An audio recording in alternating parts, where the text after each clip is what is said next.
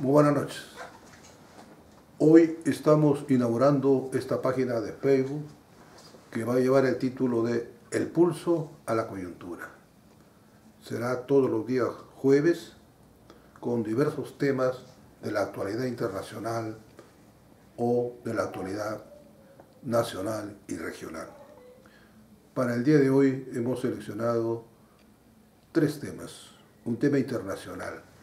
El primero, los 100 años de la Revolución Rusa. En el mes de octubre de 1917 tuvo lugar la Gran Revolución Rusa, hace 100 años. Esta revolución fue el acontecimiento más importante de inicio del siglo XX que, según el historiador Erich Hobsbawm, tuvo repercusiones más profundas que la Revolución Francesa de 1789, porque sus impactos fueron mayores y perdurables, porque dio origen al movimiento revolucionario de mayor alcance que ha conocido la historia moderna. Esta revolución fue conducida por Vladimir Ilich Ulyanov, gran personaje que ha pasado a la historia con su nombre de combate, Lenin. La Revolución Rusa abrió el camino al socialismo como ideal y como práctica. Esta revolución tuvo su inspiración doctrinaria en el marxismo, cuyo primer documento programático fue el Manifiesto Comunista, redactado por Carlos Marx y Federico Engels en 1848, siglo XIX.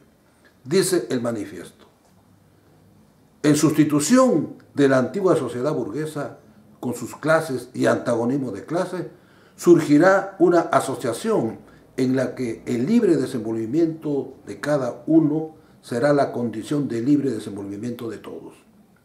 Esa asociación de libertad es precisamente el socialismo.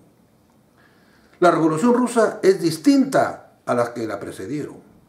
Fue un proceso que tuvo etapas bien definidas. En 1905 hubo una insurrección del pueblo frente al Estado autocrático y poder absoluto de los zares. Esa insurrección fue neutralizada por el dominio zarista, pero la lucha del pueblo ruso continuaba. En esa época surgieron los soviets, como expresión de órganos de poder en Rusia elegidos por todo el pueblo. Los soviets fue creación de las masas populares. Esta experiencia fue inteligentemente utilizada por los revolucionarios rusos, conocidos como los bolcheviques, que crearon su partido político revolucionario, que 12 años más tarde iban a permitir al proletariado, es decir, a los trabajadores, la conquista del poder. Bajo la consigna tierra, paz y pan, el pueblo se lanzó a la insurrección conducida por el genial Lenin y el partido bolchevique.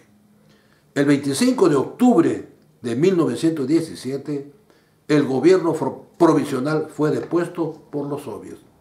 En su reemplazo se constituyó el gobierno revolucionario encabezado por Lenin, quien desde el primer momento expresó su decisión de establecer un Estado proletario.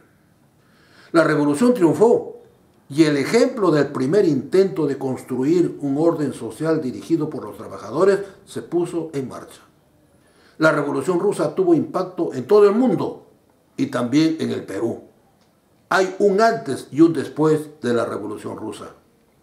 Tras su triunfo, el mundo fue distinto.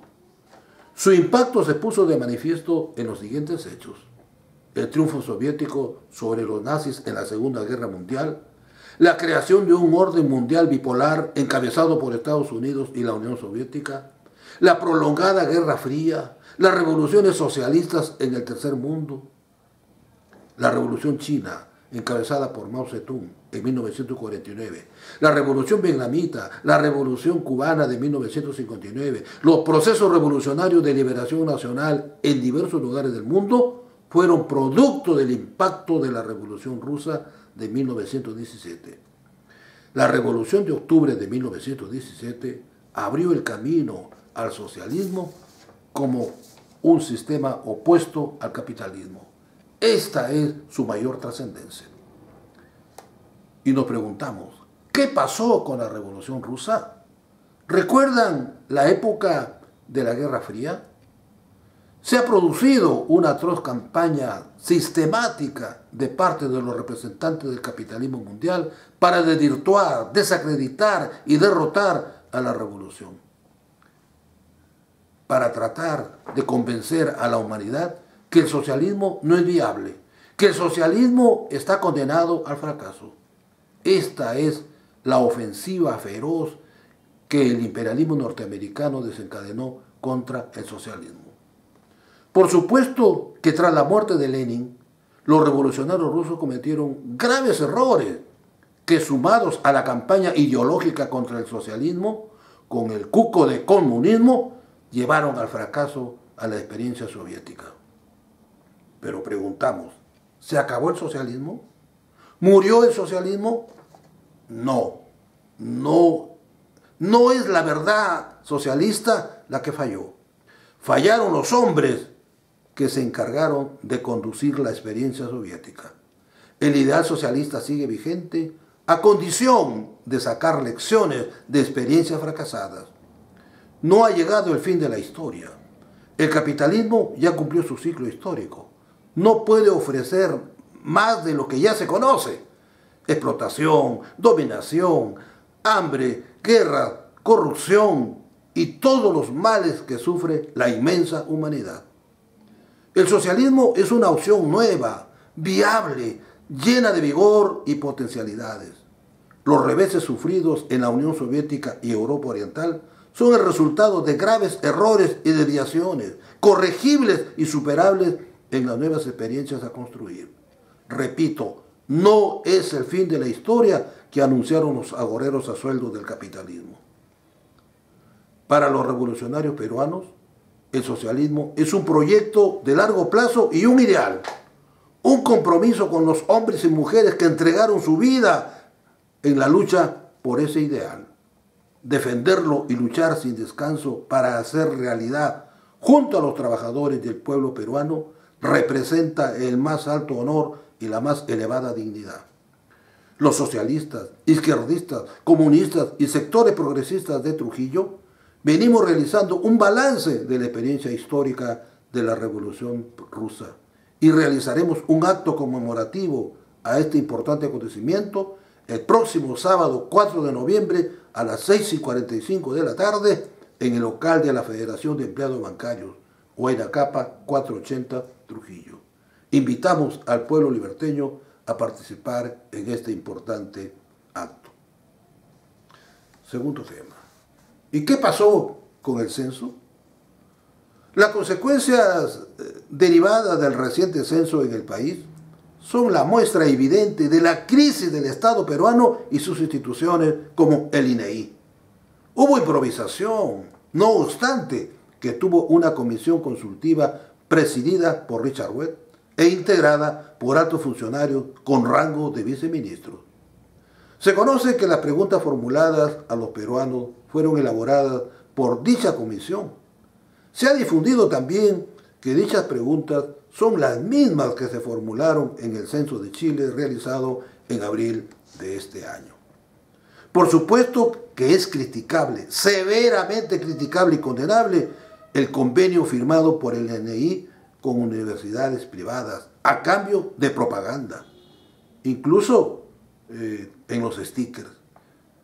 El objetivo es meramente comercial y también político, por supuesto, de quienes hacen negocio con la educación, incluida una pregunta de estudio de mercado. Pero hay algo más. ¿Qué se busca con los resultados? Según el diario El Comercio, en su editorial del domingo 22, se busca demostrar que la situación de los peruanos ha mejorado notablemente con el modelo económico vigente. Con ello se busca callar la voz de quienes criticamos al modelo neoliberal. Esta es la estrategia de la derecha. Estamos advertidos. Y finalmente, un tema regional, un tema local. Salaberry, controversia por un negocio para 30 años. Sigue en pie la concesión del puerto de Salaberry, que ya cuenta con el visto bueno del gobierno a través de la declaratoria de interés. El único postor es la empresa Tramarsa del Grupo Romero con una inversión de 216 millones de dólares. Pero ahora ha surgido una controversia por supuestas omisiones en la construcción de la infraestructura. Ahora se habla de otra empresa interesada en participar. Se trata de Andino Investment Holding, con una inversión de 400 millones de dólares. Ha surgido pues una controversia. Mi opinión es que en ambos casos se trata de intereses económicos. Está de por medio el gran negocio para los futuros 30 años. Así es el neoliberalismo, puro negocio. Las experiencias pasadas así lo confirman. No nos dejemos engañar. Muchas gracias.